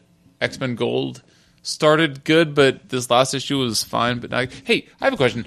What's the deal with the Star Wars? Are they still as hot items as they were when you and Brock wouldn't shut the fuck up about how Marvel was selling so well because of them? No. No, our Star Wars numbers are terrible. Did they just like? I mean, they're very good for Marvel, but they're terrible compared to what they were. Right. So they just blew their wad basically. Yeah. And, Yeah. Okay. Well, I mean, I think it's just the normal. But Vader's coming back. Yeah, we'll see. We'll see if it's good. Does that mean Afra's ending? Huh? Does that mean Afra's ending? I think so. Yeah, I don't think they're going to run both. Because Maul's only a mini. Yeah, that's the ongoing mini. Afra's having a crossover with Star Wars. Yeah, but is Vader coming back after that? I think so. That's kind of cool. Hey, can we talk about how awesome? These questions are? We sure Yeah, can. sweet. This great one from Isaac here. No, I was going to say Ultimates, but I was also going to say Secret Empire. Secret Empire 0 was great. Oh, do we already talk about it later? We'll talk about Secret Empire probably next week because the number 1's out this week. We'll have the 0. Okay, the last thing Comic that I will interrupt you with is the superior Iron Man. What the fuck is it called? Infamous. Infamous Iron Man is really good. Have you been reading it? Yeah. Yeah, you probably haven't. One or been. two back, but yeah. Charlie's giving me the silent nod. Spoiler alert: Charlie likes it. Didn't see that coming. Anyway, Brock probably likes it. How good it is! It's so good that even Brock likes it. You know what our That's audience okay. hates when you hit the table with your hand while we're Shit, recording? I'm sorry. I forgot about Because they think you're getting a boner talking about Marvel. Well, they wouldn't be wrong. So anyway, Infamous Iron Man has been great. It's been really good. I don't know how that's. I assume it's been canceled. You're the first person to tell me that books I love from Marvel are going to be They're all going to be canceled. canceled once Legacy hits. The cliffhanger, and it was last week the issue came out, right? So I'm one issue behind. So The cliffhanger, I'm very excited to see what they do with dude, the the next cliffhanger issue. and the one before that. Spoiler alert for one issue ago of Infamous Iron Man, where Doctor Doom's mom is alive and she's hooking up with the Maker. That's fucking like crazy. It's awesome. And Bendis is like in the background at Marvel doing some good work, which On the solo titles. The yes, on the non-team solo books. titles, but he hasn't done any team titles in a while. Has he? Guardian. Defenders coming up. Oh, He did fuck Guardians. Guardians. Oh, I can't wait for Guardians. No, fuck that shit. That's, Not Guardians, Defenders. okay, that might be okay. Like Oh, defend. but God, does he? No, I won't like that. That's what he should Why are have you been not doing going to like begin with. Defenders? He's got too much of a hard on. It's like anything That's that all his you are favorites. annoyed with me for being annoying about, that's like Bendis with the Defenders. Like Luke Cage, he's probably going to fucking put Kitty Pryde on the Defenders. He's going to get Jessica Jones on that shit. Gonna put Jessica Drew on the team too. Jessica Drew is going to be there. Like, who else is he super annoying about? Like, everything that you hate about me, He's just that's matching the me team with him, from the- Bendis' Defenders. He's just matching the Defenders from the Netflix show. They're launching a Defenders book to tie into the Netflix Defenders. Yeah, Luke Cage, Jessica Jones. Iron Fist. What was it on one of the only thing that I didn't like about the past 6 issues of Infamous Iron Man was when they did a flashback scene to Reed and Ben Grimm and Victor Von Doom when they were in like the 60s or whatever the fuck. And Ben Grimm at one point says like, "Yo, dude," to Dr. Doom, and it's like they're supposed to be in the 60s. It's like nobody in the 60s said "Yo, dude." Fucking Bendis, get the fuck your head out of your ass. Dude, the FF are post 9/11 at this point. They haven't been around for that long. That's the problem with tying comics to certain dates. That's super annoying. I totally get and appreciate that he's trying to get the acceptance of the new generation of readers. But it's like Ben Grimm did never fucking say "Yo, dude." Well, Ben Grimm just feels like, oh yeah, we don't have Fantastic Four book, but we'll just throw Ben in here. I mean, he fits because it's Doom, but I'm kind of just like, eh. Anyway, confirmed. You're just being too picky. For all those of you who have seen Mallrats, confirmed Ben Grimm has a penis made of orange rock. Anyway, what did you want to talk about? Questions? So Isaac asks, he says, "You had a lot of good advice talking to me for Marvel Comics concerning getting their publishing franchise back on track. If you had the same opportunity to talk to the DC Cinematic Universe creative teams, the directors, producers, studios, It's all perfect. What's the problem? what advice would you give them?" Get rid of Zack Snyder. Yeah, that'd be one of them. What would you say, Higgins? Because I mean, that's almost the extent of my advice. I would say this. Oh Jesus, they're all perfect. Leave them alone. No. More guitar solos. It That's great. That is a great guitar solo. is awesome. I think you can't approach the Marvel and DC movies the same. They are unique. That's right. They're unique characters. One Higgins likes and one Higgins doesn't like. That's not true. I feel that that DC may take the wrong lesson from the Marvel movies. That I feel the Marvel movies have taken the wrong lesson from themselves. Actually, that Oh God. lightheartedness and some comedic elements turn into outright comedies, which I think is. I feel the last few Marvel movies have pushed too far on the comedy bits.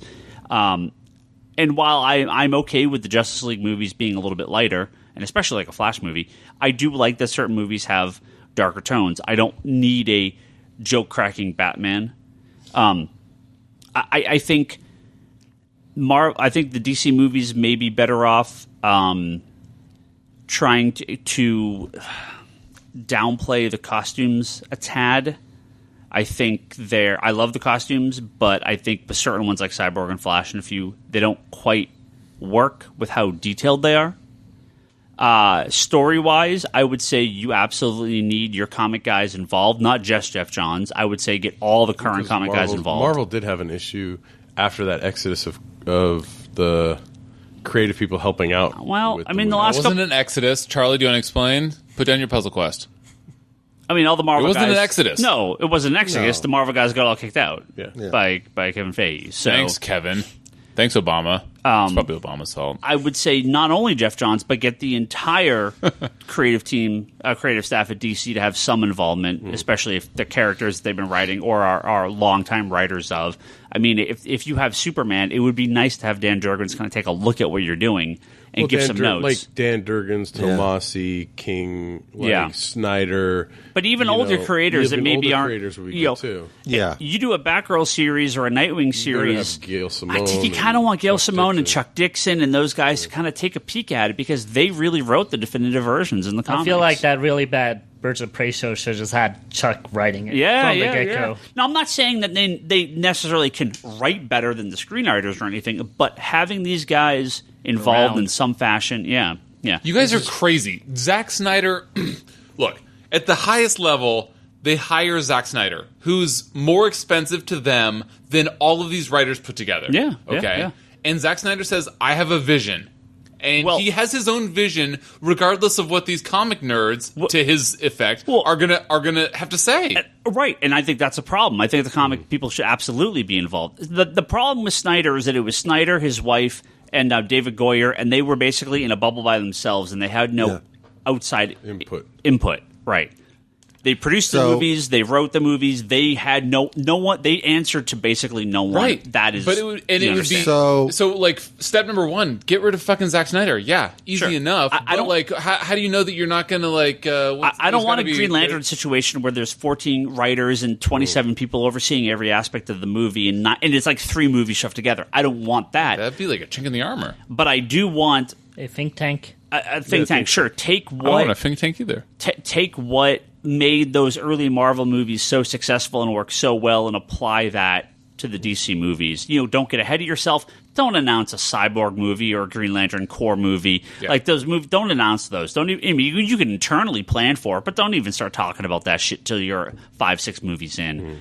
There's no reason for those movies to get greenlit. I mean, that would be... I mean, I don't know movies. Like I think I know comics a lot better than movies, so I don't know the inner workings. Lighten them up a tad. I don't know. But that's a Snyder thing. So, to me, all you really need is that committee in place to make sure you stay true to the character. If you stay true to the character, typically the movies work. Like, you can forgive a lot of particular dialogue or whatnot. If you have a good sort of scriptwriter, to a degree, the villain doesn't matter.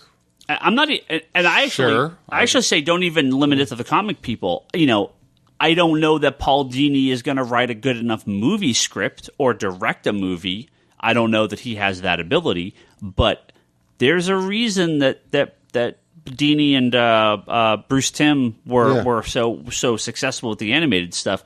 They were able to adapt it to a new medium. I would think get a lot of the input, the creative at DC and DC cartoons, the animated stuff, to have some level of initial input on the direction of these. Basically, what you're saying is the comic book people and the movie people and the TV people should probably have open lines. Well, they should work together a bit. Yeah. I mean, it wasn't just like Bendis at this or Quesada. It was a group of it was all the guys at Marvel were involved in some fashion or other. Bendis was involved. Straczynski was involved. Having just Jeff Johns, as much as I like him, might not be a great thing because you do want multiple voices, you want multiple talent. Better. Yeah. Look, dude, I don't know if I've said this before, and I'm not sure if I've contradicted myself in the past, but I possibly did. I believe that your terrible DC movies, just the two Zack Snyder ones, could have been much better movies. The exact same screenplay, not directed by Zack Snyder. Not so dark and dour, and just like lighter tones, and like people smiling once in a movie. It would have gone from like a 0% in my book. That's obviously hyperbole. To like almost good.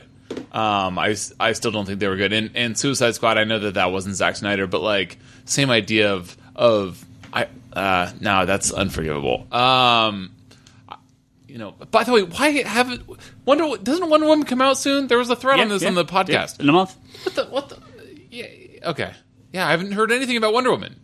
Anyway, so yeah, I would say get rid of Zack Snyder as your man that you back beyond all else would be my thing. Other than that, you've got so many great properties. You could make like a subpar movie into a passable movie with a good director, and Zack Snyder is not it, in my opinion.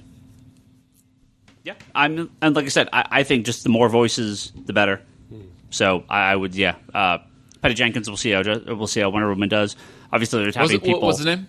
Patty Jenkins. Patty Jenkins. Yeah. They're obviously tapping. What's the Fast and Furious guy? It's doing Aquaman. James Wan? Yeah, he's doing it. Fuck him. Don't call him a Fast and Furious guy. Isn't that what he's from? He only did one, and he did a horrible one. Oh, okay. Which one did he do? That's what he was known for. It's 7. Oh, to be honest, I'm not. Seven was if amazing. your star dies halway through the movie, that's kind of a hard fix. So you're a fucking asshole. 7 was great. No, it wasn't. Oh, it was incredible. No, it wasn't. No, you're wrong. Okay, next question. It's from Bennett. He says, what are your thoughts on story arcs being around 6 issues to fit in one trade He's a paperback? horror guy is what you should call him. Okay. Oh, Jesus. Are there any you wish for longer or shorter? So this idea of padded for the trade paperback, this was big in the 90s, especially for Marvel, where every story arc was 6 issues, regardless of how long it should be. Wow. This fortunately, at least on DC's end, Marvel's Marvel cut it to 5. Is better. Marvel's better. Is that what you're gonna? No, you. DC has completely abandoned any need for story arcs to be any certain length. They said nobody's perfect. They said make them however long you want. We've had lots of one shots from Rebirth. We've had multiple 2-part, 4-part, 6, 8, 7, 5, 3. There's no set length. Marvel, I feel, has been fairly similar. I don't think Marvel's really publicly stated this. They did with Rebirth. They did come out and say that we're not making any set length for story arcs. We just want the creators to write, and the trade department will figure out how to collect them. It's not the writer's responsibility. But the writers, I think, naturally have seemed to kind of keep everything around that 2 to 4 to 6 to those even numbers. We've had a few that are just kind of ongoing with no real arc. I mean, it doesn't feel like it would be hard to collect any of these in trade with the way they're doing it. They're not doing like weird 5-issue stories that would fit between 2 trade stories or anything like that. Like, they do seem to have some idea of, if we sort of plot it out like this, the trade department won't shoot us. Yeah. But they are kind of left to their own device. So I think whatever length the writers want them to be is how long they should be. I don't think they should be padded. I don't think they should be edited. I mean, with obvious, Marvel caveats. I mean, yeah. I mean, I like Marvel's 5-issue trades.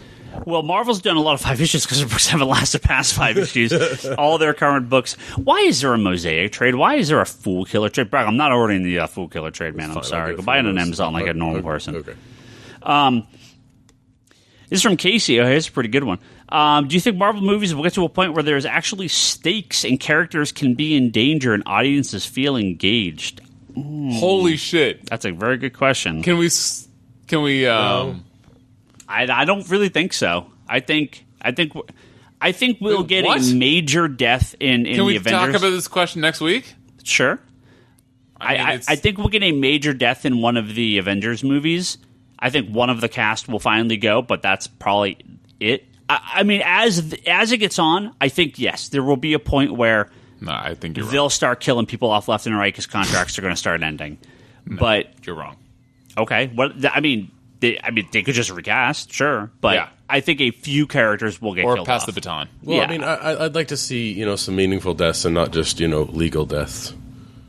What The fuck is a legal death? What is Quicksilver illegal? died. That's how is that? What is that legal? What is that legal death? It was an agreement with Fox. Do we really know? We don't really know. okay. I mean, that's the I see rumor, what but you're saying. It's a rumor, yeah. Okay, so I disagree that it was a legal death. I think that they are fine killing off B or C level characters because it's convenient for story development. You Yeah. can call that a legal death. I mean, yeah, secondary characters die all the time. I'm not too concerned about that. But the big major cast, and this is the problem with comic books, right? I mean, hey, you kill Batman tomorrow and be like, all right, cool, throw him in the Lazarus pit, he's but back. they will like, never kill Batman, dude. I mean, I think that's kind of what you're arguing. Right.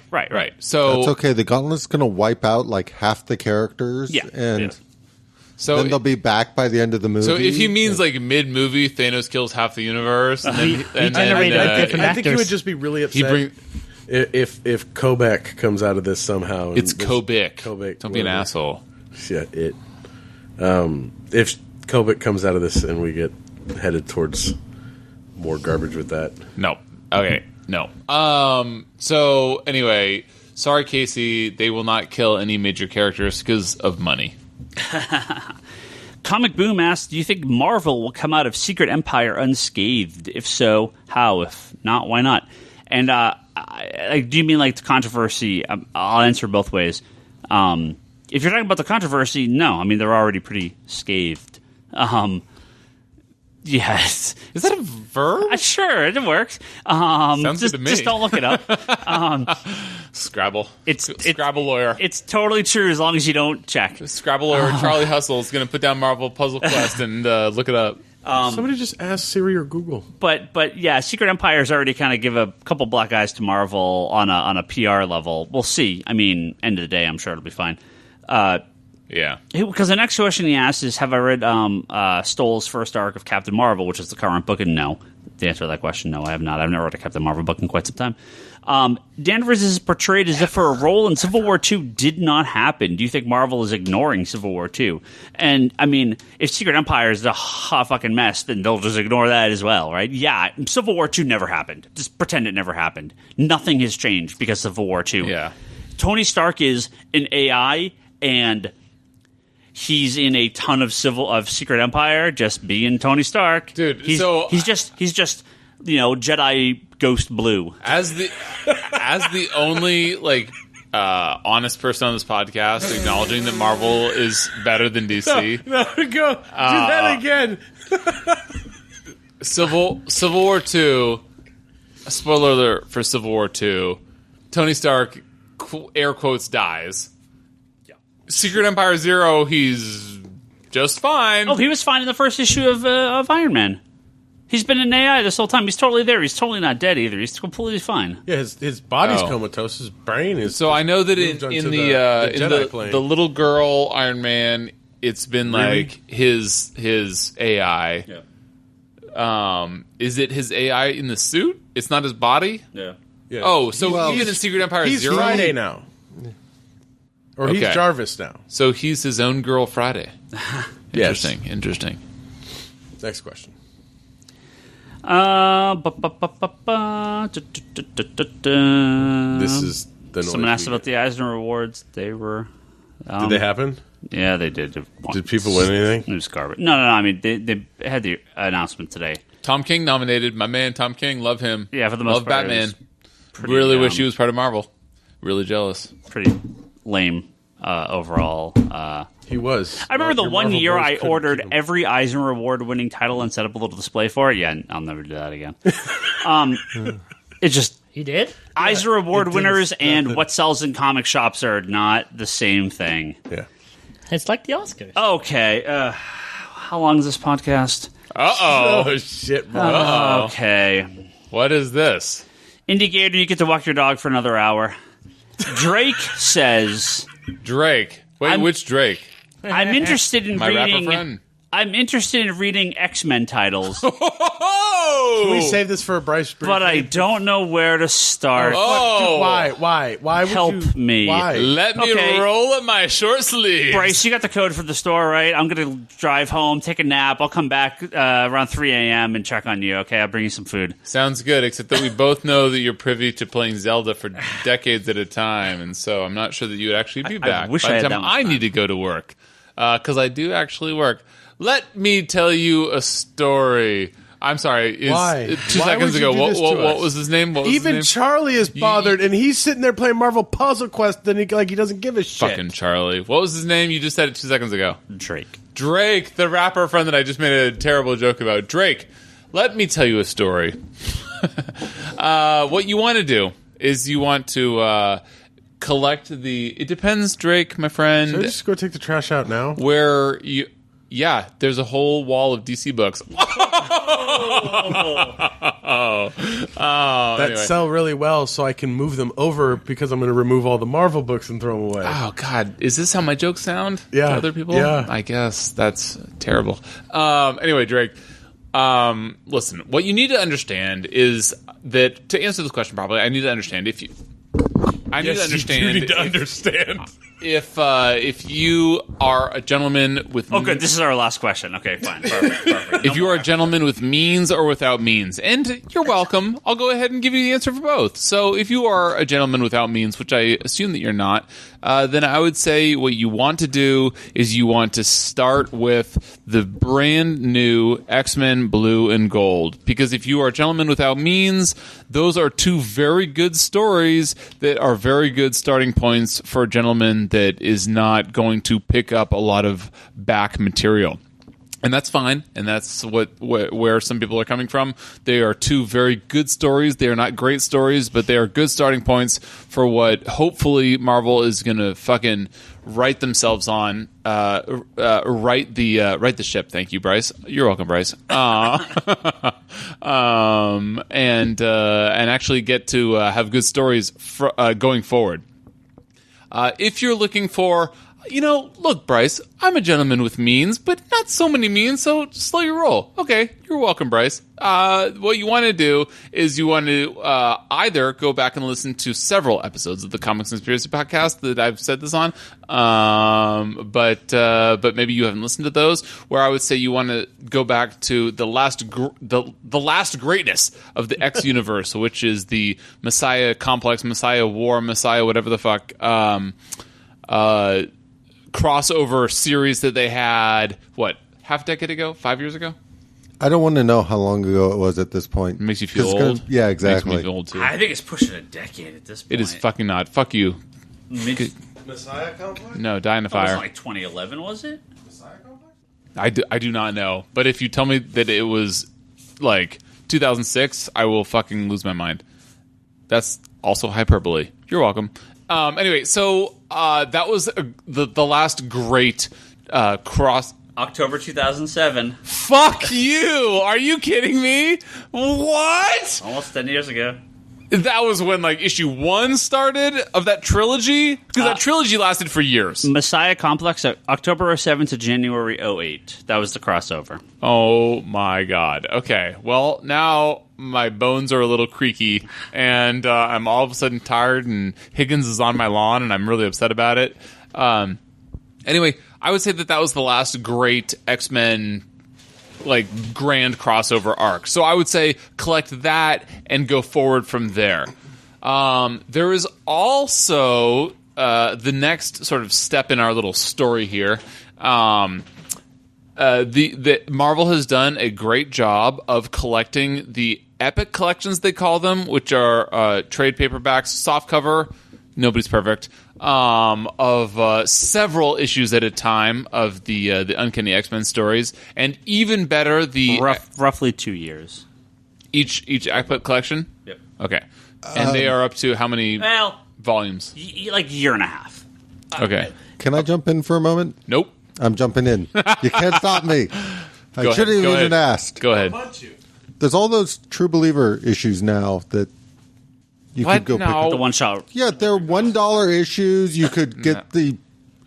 No. Are you seriously telling Dude, me those are a not? single issue does not get you. It gets you like a If you like want a to, taste, like a if taste. Like you get want a more, sense- you want more. But like your dollar issues, what is he going to waste $1? If he's a gentleman of means, he's a comic book collector. He's a gentleman of means. Like, so he's not gonna want like a single number one issue. The number one issues are yeah, you're right. They're great, but like they're not enough They're not enough to say.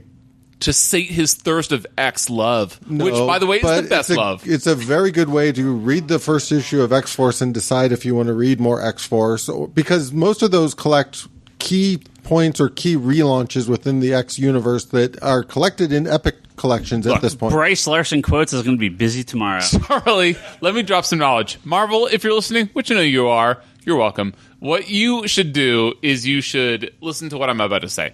You need to not... Should they listen to the words coming out of your mouth? You need to listen to the words coming out of my mouth and stop the chink in the armor that is Guardians 2, because...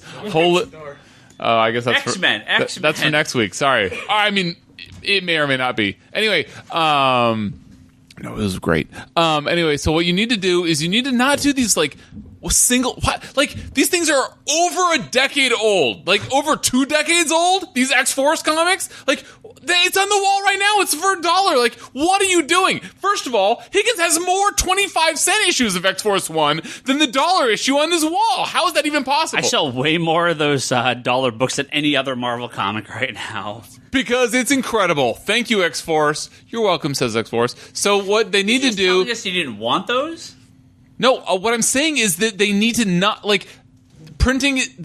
What they need to do right now is they need to hook new audience, okay? And how they're going to do that is not by selling a single issue, because that doesn't give you, like, a real hook into the reader. What they need to do is they need to do, like the first arc, and they need to have that be... whatever, $2 or something like equally fucking Starbucks worthy, and they need to have that be like, okay, now this person is hooked into these characters. Like, by the way, Rob Liefeld, most of the time, I the feel like comics there's were like being published with those. You got a complete story in a single issue. No, that is a bold-faced lie, Charlie, but you'd probably agree with yourself. Anyway, so what I'm saying is that, he agrees with everything. I don't even know.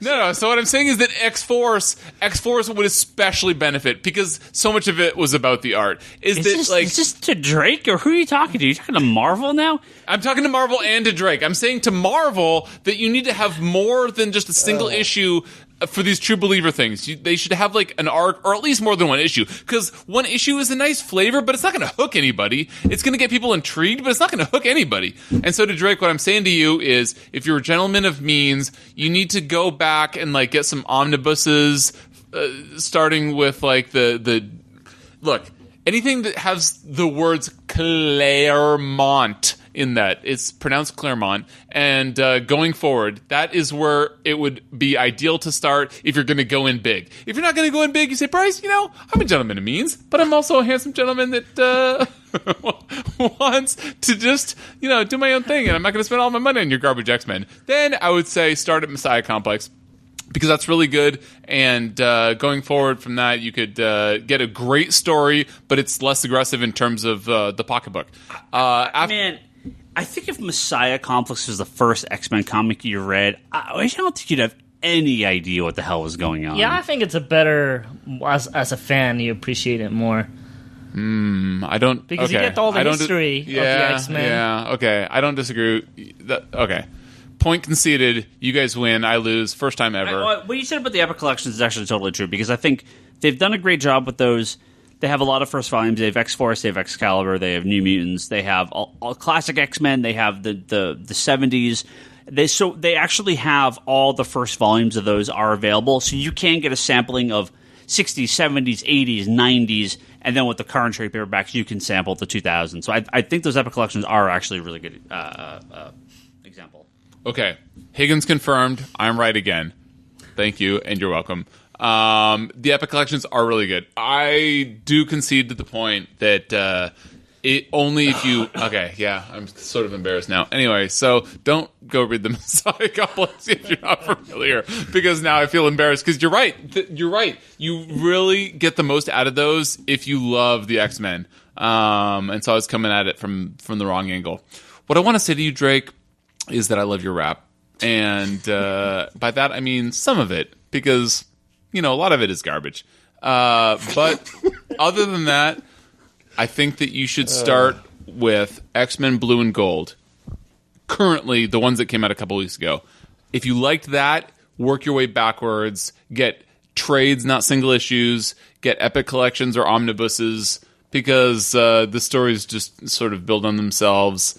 And that's my answer. I'm reticent to stop talking because Higgins is going to turn off the podcast. That is true. Thank you, everyone, for listening to this podcast. We have to thank some friends of Patreon. Unfortunately, the Patreon stuff is processing as we speak, so next week we'll have a big talk of all the new backers and all that stuff. So we usually try to do it in the first episode of the month, but it does seem to always work out that we're doing it on the second episode, so that whatever, it works as well. So let's thank our good friends Albert Soy. Let's get that ad plant everywhere on iTunes. Check that out. Julian Titus at Nerds Without Pants podcast at pixelbit.com. No pants. Oh, Yeah, Charlie, Toby, what the fucking fuck? hella jacked Toby's your... sitting right here, by the way. Toby jacked your pants. Or Charlie jacked your pants. Ryan Hess has the Preach Podcast. Not the first time. At soundcloud.com/Preach Podcast. Jody Lawson is canon the Triad Comics Anthology at triadcomicstudios.com. My brain just goes way faster than my mouth. Sometimes I can't get it out. It's super hard. Whoa, Bryce. Manoa Plays, Sam Shea. Didn't say anything. Talon Bray, Craig Anderson, thank you guys all very, very much for your Patreon. Patreon.com/Comic Conspiracy. Again, $5, $1 a month or more, at least $1 a month. You can donate to this podcast. We like money. We like money. Patreon.com/Comic Conspiracy. We like money. Comic Conspiracy Podcast.com. Geekbox.net, iTunes. That's where you can find all our previous episodes. Rate and review us, please. Digital.comicsconspiracy.biz. That is where you can buy all your digital comic books. If you have Comixology Unlimited, they've just added Marvel to Comixology Unlimited. So if you want to sign up, you can sign up on our website. We get a nice cut if you do that. So you can read a ton of Marvel comics for free. Well, Thank God. Let me rephrase that. You can read a ton of Marvel comics included with your paid subscription to Comixology Unlimited. Very flat, free It was every month. mainly like trade collections. It's all trade wasn't it? paperbacks. Yeah. And probably some of those X-Men books Bryce was talking about earlier. Yeah. Conspiratobrock.com, that's Brock's blog and video pull list where he unboxes stuff hours before he unboxes them live on camera. Wanderers in the Fourth Dimension podcast, that's Charlie's Doctor Who podcast, and Etsy.com/shop/Leanne Hill Art. That is my wonderful wife, Leanne. That is her Etsy store. Pick up some stuff from her there. And she will be at Free Comic Book Day this Saturday here at Comics Conspiracy doing sketches. If you want to swing by, she tries to do as many as she can. I'm on Twitter, Ryan Higgins Ryan. That's me. Brock is Brock Sager. Larson Bryce is Bryce. Wait, no. Bryce Larsen is Larson Bryce. There you go. There we go. Toby is Toby XI. Insanity in Chaos is Charlie. Comics Con Store, that's the Comic Conspiracy Store Twitter account. The Geekbox Comedy Button, Good Job Ryan, I'll Talk Podcast, Manga Machinations, those are our little network. Check out all those podcasts, please, and thank you. We'll see everyone next week for our big, giant spoiler cast for Guardians of the Galaxy Volume 2, so make sure you see it before next Tuesday. Marvel's better. Well, according to you, everybody's already bought tickets. So Yeah, everyone's going to go see it. That was a great movie. We'll talk about it next week.